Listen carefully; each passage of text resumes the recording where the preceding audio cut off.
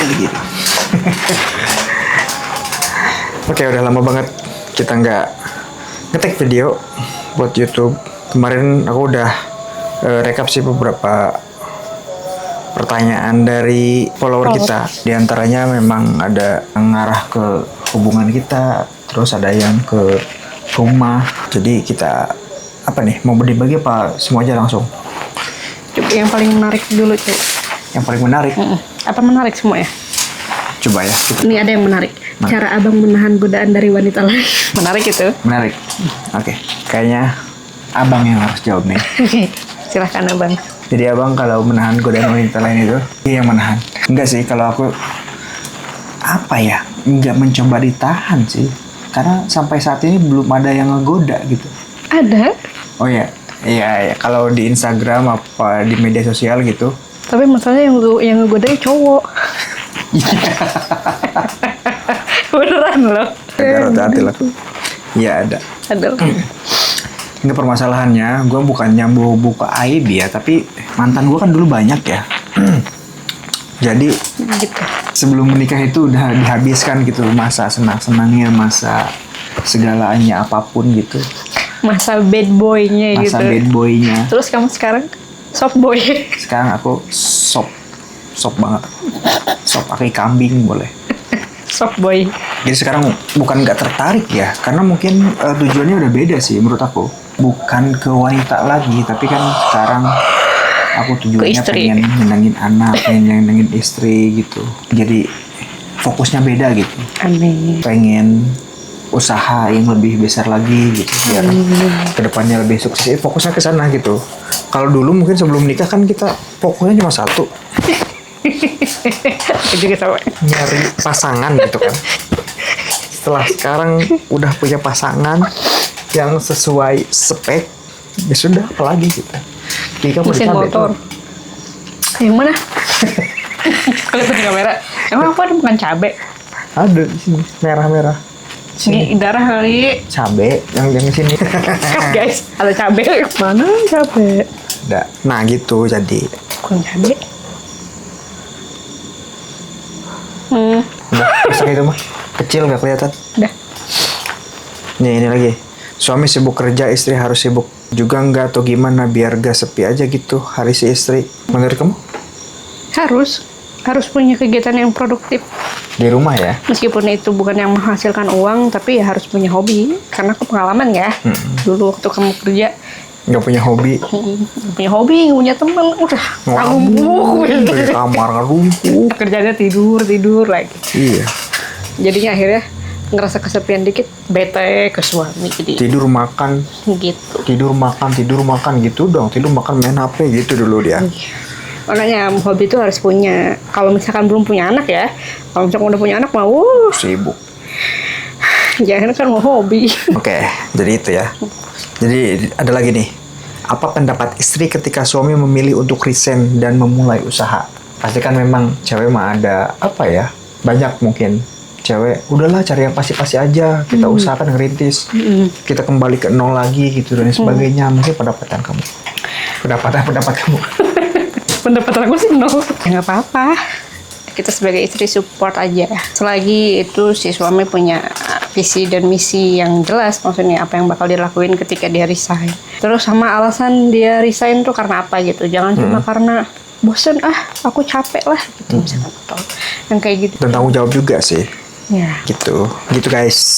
Cara mengatur berbagai pekerjaan rumah. Jadi kemarin itu kita punya komitmen ya. Kayak misalkan sapu vakum gitu gua, cuci piring yang bau-bau dia gitu. Itu cara ngebaginya gitu. Jadi harus ada yang dibagi. Walaupun cuma komitmen doang sih. Pas waktunya sih masih tetap aku yang ngerjain semuanya. Aku paling mandiin anak-anak kalau aku mintain tolong. Ya, Padahal aku udah bilang ke kamu ya kemarin. Komitmen kita itu jangan sampai kamu disuruh. Kamu udah tahu ini tuh tugas kamu gitu. Jangan sampai kamu harus nunggu aku minta tolong. Karena aku tipe orang yang kalau misalkan kamu lagi ngapa-ngapain terus aku tiba-tiba minta tolong, aku nggak enak. Selagi aku bisa kerjain sendiri, aku akhirnya kerjain sendiri. Tapi kalau kamu inisiatif sendiri sih ya nggak apa-apa gitu. Aku udah bilang itu tugas kamu. Iya. Minimal dibagi. Bagi aja gitu. Bagi aja. Kalau Nanti kerjanya aku mah bagiin ke tetangga, ke sini. Tuh ke si ibu yang depan, nanti Bu cuciin baju saya gitu. gitu. Terus Rencana kalau ekonomi lagi gak stabil, Om. rencana nyari uang lah rencananya. Iya betul. Awal kisah membuat rumah. Ini kan rumah subsidi ya. Dan kita juga nggak pernah ada planning ini harus kayak gimana ya. Kita bikinnya sesuai kesukaannya kita gitu, konsepnya gini kayak gimana gitu. Nggak di konsep ini harus bagus atau enggak. Bahkan lebih ke cari yang minim budget. Yang akhirnya jadilah seperti ini. Iya. Yang ternyata malah melebihi budget. Rumah gini tuh. Oke, itulah begitu. Jadi nggak ada direncanain. Kita bikin akun Instagram pun nggak pernah direncanain sih. Itu mah kebetulan aja. Tiba-tiba ya udah gitu. Terus hubungan rumah tangga, Mas. Nah, ini bakal panjang kayaknya hubungan rumah tangga. Apa ini? Hubungan rumah tangga apa? Ngebahas hubungan rumah tangga. Oh. Sebenarnya kalau poin per poinnya kita udah dibikin di video-video sebelumnya ya. Terus kalau hubungan rumah tangga yang apa nih? Mungkin yang sekarang aja nih, kita mungkin kelihatannya pasangan yang soft spoken gitu. Mungkin awalnya dari mana gitu. Iya emang. Dulu kan kita nggak soft spoken. Dulu kapan? Aku soft spoken terus. Iya. Oh, iya ya. Ya intinya kita sekarang nggak ujuk-ujuk kayak sekarang lah. Banyak perjalanan, banyak yang harus dirubah, banyak proses gitu. Dan kita harus sama-sama saling menerima dulu sih. Gue harus kayak gimana, dia harus kayak gimana. Kebanyakan harus dia kayak gimana sih. Intinya mau dulu. Mau merubah dulu. Kebanyakan pasangan sekarang mereka pengen maksudnya punya hubungan yang baik, yang romantis. Tapi masih punya ego di dalam hatinya kayak lu dulu gitu. Nanti kalau misalnya lu udah itu baru gue gitu. Dan kebanyakan Dimulai dari lu dulu biasanya gitu. Kebanyakan sikap Mereka nggak istri mau. itu tergantung sikap suami. Mereka nggak punya keinginan di dalam diri, nggak apa-apa gitu. Oke, gue memulai duluan gitu. Akhirnya dua-duanya ego, yang ini ego, yang ini ego ya. Hubungannya nggak baik-baik gitu-gitu. Iya. Terus nggak kerasa lama-lama malah makin jauh. Angguk-angguk baik. Ada lagi nih, keresahan bapak-bapak. Follow IG gua @prasetya. Pasangan yang selalu merasa berjuang sendiri, Mas. Apa tuh? Iya, maksudnya dia merasa berjuang sendiri gitu. Gimana tanggapannya? Pasangan yang selalu merasa berjuang sendiri, yang nanyanya tanggapannya gimana ya? Kadang sikon rumah tangga orang kan beda-beda ya. Kalau misalkan kayak kita awal-awal nikah gitu, kamu yang kerja gitu ya, terus aku nggak ngapa-ngapain, tapi aku ngerasa capek sendiri, itu salah. Sedangkan aku hanya tinggal menikmati ya, maksudnya hasil dari proses kamu. Kalau misalkan sama-sama capek kayak gini sih, jangan ada yang punya perasaan merasa capek sendiri, merasa berjuang sendiri. Mungkin dari segi apa? Rumah tangga tuh kalau misalkan udah punya perasaan kayak berjuang sendiri, wah udah sih. Mau apapun yang dirasain sama pasangannya nggak akan diterima sama dia, karena dia punya ego, gue yang paling ini gitu. Seharusnya saling melebur lah. Pasangan kalau misalkan udah kayak gitu ya nggak akan nyatu, maksudnya nggak akan punya empati ke pasangan ya lah. Ada lagi nih, ngomongin impian yang belum kesampaian sampai sekarang. Mungkin kalau gue dulu ya, gue punya mimpi ke depannya itu gue pengen punya usaha yang bisa angkat derajat mungkin, atau pokoknya yang bisa bawa keluarga gua gitu, keluarga dia, jadi biar nggak kesusahan lagi. Jujur, kita lahir dari keluarga yang biasa saja, tapi alhamdulillahnya kita dikasih rezeki yang lebih dari yang lain, mungkin dikasih otak yang lebih, mungkin berpikirnya, bekerja kerasnya mungkin. Dan impian aku pengen ngangkat semuanya sih. Kalau aku mah simple sih impian. Bahagiain anak istri sudah pasti, jangan ditanya impian kamu mau pindah ke Jepang kan? Impian aku nanam cabai di Swiss. Hazai. Terus? Apa lagi? Masih banyak emang. Banyak. Investasi yang mudah dan cocok untuk keluarga kecil. Kita nggak punya investasi, jadi nggak relate. Iya. Investasi kita tuh ke UMKM kecil. Iya. Yang jualan cilor gitu. Oh nih, parenting ala kalian. Parenting kita tuh kita masih menganut kompak dan menganut masih VOC, jujur masih VOC. Tapi memang gini, gue mau jabarin ya, gue bukannya tanpa alasan gitu. Mungkin ada baiknya didikan orang tua kita dulu ke kita sekarang, yang akhirnya kita bisa struggle, bisa kuat sampai sekarang gitu secara mental dan lain-lain gitu. Karena mungkin didikan VOC itu, tapi ada beberapa kekurangan di orang tua kita cara mendidik kita. Nah itu yang kita perbaiki dan tambahin. Kayak misalkan kita dulu jarang banget, bahkan hampir nggak pernah diapresiasi sama orang tua. Terus ngomong sayang sangat jarang. Nah itu kita combine, walaupun kita sistemnya VOC, tapi kita harus support anak gitu, harus mendukung anak, harus ketika dia baik ya kita baikin juga gitu. Ada satu hal yang kemarin si Disha ngomong ya, anak kita. Aku belum cerita ya, kalau belum sempat. Malam-malam kan sebelum tidur aku ngomong ya ke dia. Kakak sayang nggak sama mama?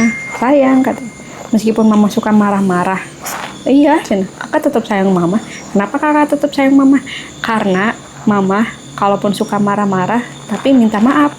Yang hal yang selama ini kita anggap sepele dan itu sudah seharusnya ya, ketika kita ngerasa punya salah, walaupun itu anak gitu, kita jangan merasa rendah diri untuk minta maaf ya, kita lakuin gitu.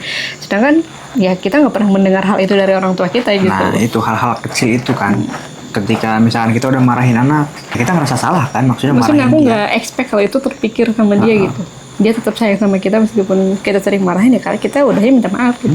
Terus ngapresiasi ketika memang dia berhasil melakukan sesuatu gitu. Nah itu yang kita terapkan. Walaupun VOC keras gitu, tapi kita combine sama kasih sayang zaman sekarang lah. Karena menurut gua ya, kalau full gitu parenting yang zaman sekarang itu nggak kurang masuk sih, terutama di mental sih menurut gua ya. Kenapa mental banyak banget mental anak sekarang itu cemen-cemen terus berani ke orang tua.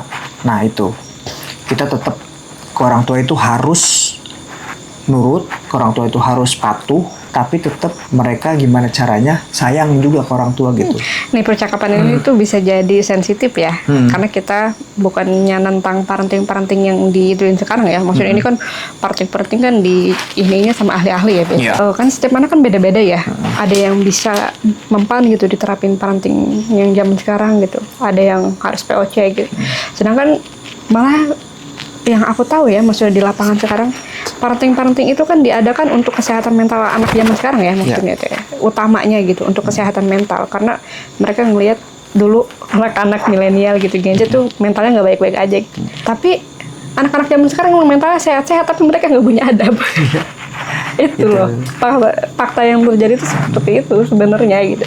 Ya mereka emang jadi anak yang happy, ceria gitu, tapi mereka nggak punya adab. Kita mungkin lebih ke pendiam, kita bisa dibilang kita punya luka dan lain-lain gitu, tapi kita punya adab gitu.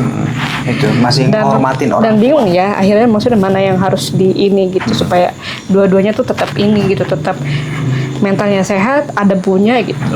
Ya kita sekarang lagi memperjuangkan itu, makanya kadang suka kalau ada seminggu kita nggak ngajak mereka main gitu, nyenengin, kita udah punya perasaan kayak, kayaknya seminggu ini belum ngajak anak-anak ini deh gitu, misalkan main atau gimana ya, akhirnya kita ngajak gitu. Tapi ketika memang mereka salah ya kita didik sebaik-baiknya gitu, sebenar-benarnya. Kita marahin aja gitu, nggak ada batasan. Cuman memang nggak main fisik doang ya, tapi marahin. Setelah itu kasih pengertian biar mereka tahu ketika dimarahin salahnya di mana. Nah setelah dimarahin biasanya dia suruh minta maaf duluan, dan setelah itu kita yang minta maaf karena telah marahin dia gitu. Nah hal-hal itu kan yang nggak dilakuin dulu gitu sama orang tua kita. Ya marahin aja gitu, pukul aja gitu, udahnya udah gitu. Terus malah apresiasi dan lain sebagainya itu kan belum pernah. Bahkan akhirnya ya banyak orang-orang yang mencari validasi di luar, karena tadi itu di rumah nggak pernah divalidasi gitu happy-nya. Cara orang tua zaman dulu minta maaf, mungkin kita habis dimarahin habis-habisan tuh sudahnya hai cilok tuh dikasih jajan. Nah itu ya begitulah. Dan menurut gue bukannya apa-apa ya, tapi terbukti memang ada beberapa. Kita minta maaf dulu. Kenapa?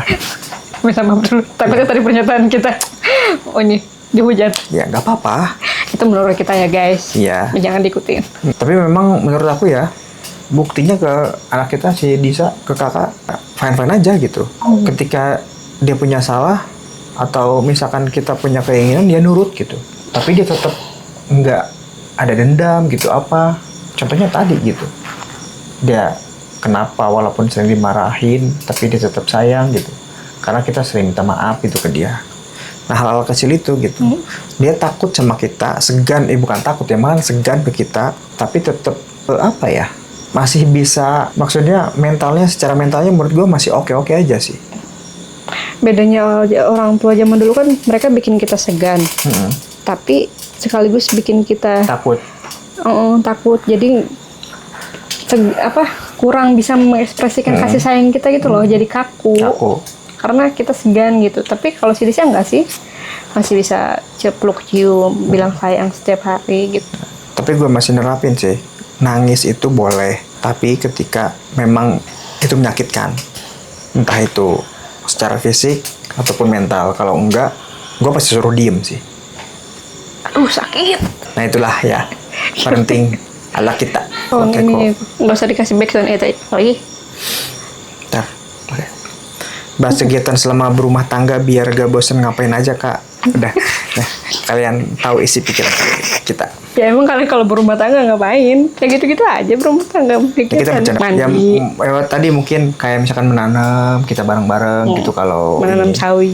Menanam sawi atau menanam apa gitu. Terus kita lebih ke tanaman sih kita mah. Kalau enggak ya udah jalan-jalan sore-sore.